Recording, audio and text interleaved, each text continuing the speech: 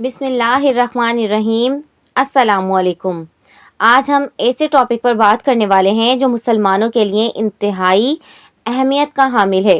کیا اسرائیل کو امام مہدی علیہ السلام کے ظہور کے بارے میں علم ہو چکا ہے؟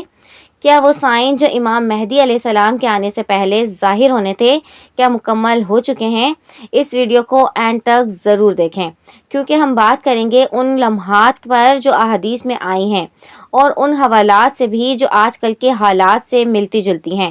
اگر آپ نے اب تک میرے چینل کو سبسکرائب نہیں کیا ہے تو کر لیجئے اور ساتھ میں نہ بجنے والی گھنٹی کو بھی دبا دیں۔ دوستو، امام مہدی علیہ السلام وہ بزرگ ہستی ہیں جن کا ذکر کئی اوتھینٹک احادیث میں آیا ہے۔ آپ حضرت فاطمہ علیہ السلام کی نسل سے ہوں گے اور دنیا میں انصاف اور امن قائم کریں گے۔ جب ظلم اور فساد پر غلبہ ہوگا، ہمارے پیارے نبی صلی اللہ علیہ وآلہ وسلم نے ارشاد فرمایا، اگر دنیا کا ایک دن بھی باقی ہو، اللہ اس دن کو اتنا لمبا کر دے گا کہ میری اہل بیت کا ایک شخص ظاہر ہوگا۔ احادیث کے مطابق امام مہدی علیہ السلام کے ظہور سے پہلے کچھ نشانیاں ظاہر ہوں گی۔ سفیانی کا ظہور، ایک ظالم حکمران جو شام میں حکومت کرے گا۔ نمبر 2، فرشتوں کی آوازوں کا سنائی دینا۔ رمضان کی رات میں ایک آواز آئے گی کہ مہدی آ گیا ہے۔ نمبر 3، کعبہ میں بیعت۔ امام مہدی علیہ السلام کی بیعت کعبہ میں کی جائے گی جہاں انہیں زبردستی ابھارا جائے گا۔ نمبر 4، عرب جگہوں پر فتنے اور جنگ۔ یمن، شام اور حجاز میں لڑائیاں اور فتنے بڑھ رہے ہیں جو کہ ہم دیکھ بھی رہے ہیں۔ ان تمام علامات کا ظہور یا تو ہو چکا ہے یا ہو رہا ہے۔ آج دنیا میں ظلم، فساد اور بے عدالتی کا غلبہ ہے۔ فلسطین میں ظلم، شام میں تباہی اور پورے عرب میں سیاسی بے چینی۔ یہ سب امام مہدی علیہ السلام کے آنے کی طرف اشارہ کرتے ہیں۔ ایک احادیث کا مفہوم ہے کہ جب تم دیکھو دنیا ظلم سے بھر چکی ہے تو سمجھ جاؤ کہ مہدی علیہ السلام کے ظہور کا وقت قریب ہے۔ اسرائیل اس سب کو کلوزلی مانیٹر کر رہا ہے۔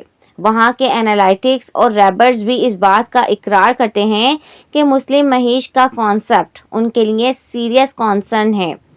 ہمارے پیارے نبی صلی اللہ علیہ وآلہ وسلم نے ارشاد فرمایا ہے کہ امام مہدی میرے خاندان سے، میرے اہل بیت سے ہوں گے، یعنی اولاد فاطمہ میں سے ہوں گے۔ امام مہدی علیہ السلام کے ظہور کو قیامت کی بڑی نشانیوں میں شمار کیا گیا ہے، لیکن سوال یہ پیدا ہوتا ہے کہ آخر کار اسرائیل کو کیسے پتہ چلا کہ وہ وقت قریب آ چکا ہے؟ اسرائیل کے عقیدے کے مطابق وہ ایک عظیم رہنما ہوگا جو دنیا پر بنی اسرائیل کی حکومت قائم کرے گا، یروشلم کو مرکز بنائے گا اور دنیا کے تمام مذاہب کو ایک نظام میں لانے کی کوشش کرے گا۔ مگر اسلام کے مطابق وہ دراصل دجال ہوگا اور اس کا مقام امام مہدی علیہ السلام اور حضرت عیسیٰ علیہ السلام کریں گے۔ لہٰذا اگر ہم اب کے موجودہ حالات کو دیکھیں تو اسرائیل کئی برسوں سے خاموشی سے وہ تمام نشانیاں اور تیاریاں مکمل کر رہا ہے جو ان کے معیشی یا دجال کی آمد کے لیے ضروری ہیں، یعنی مسجد اقصی میں تیسرا ہیکل سلیمانی بنانے کی کوششیں، پرانی بستیوں کی کھدائیاں، خاص نسل کی سرخ گائے کی تیاری اور قربانی کے پرانے نظام کو دوبارہ زندہ کرنا۔ یہ سب کسی اتفاق کا حصہ نہیں بلکہ ایک سوچی سمجھی پلاننگ ہے۔ سب کچھ ایک خاص وقت اور ایک خاص شخصیت کے لیے تیار ہو رہا ہے۔ اسرائیل نے اپنے ملک میں سیکیورٹی سسٹم اس قدر سخت کر دیے ہیں کہ کسی بھی اسلامی ملک کے عام شہری کے لیے وہاں جانا تقریباً ناممکن ہوتا جا رہا ہے۔ ان لوگوں کی اس قدر پابندی سے یہ بات ثابت ہوتی ہے کہ وہ مسلمانوں کے آنے والے وقت میں کسی بھی طرح کی مذمت سے مکمل طور پر روکنے کی تیاری کر رہے ہیں۔ پیارے دوستو، لیکن افسوس کی بات تو یہ ہے کہ مسلمان ان سب باتوں سے غافل ہیں۔